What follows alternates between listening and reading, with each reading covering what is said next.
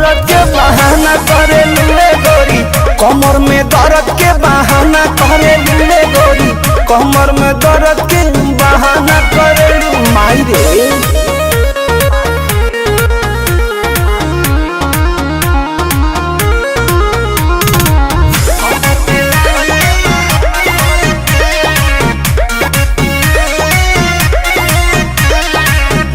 दुपहरिया में धरिया कवरिया में भागेलू कूद के ना आवेलू पजरिया में, भागेलू कूद के ना आवेलू पजरिया में।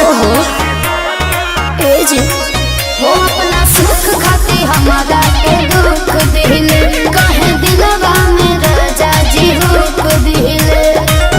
आज के नहीं खेतुरो जाना करलू, आज के नहीं खेतुरो जाना करलू, मांगिले मांगिले मांगिले जब जब माना करलू, कमर में दर्द के बहाना करलू रे गोरी, कमर में दर्द के बहाना करलू रे गोरी, कमर में दर्द के बहाना करलू।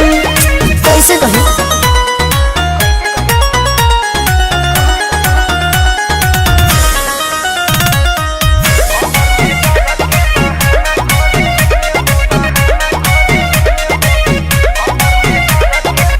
बारू तू कमाल के रखेलू संभाल के, कहे छछनावा तारू निकी निहाल के, कहे छछनावा तारू निकी निहाल के।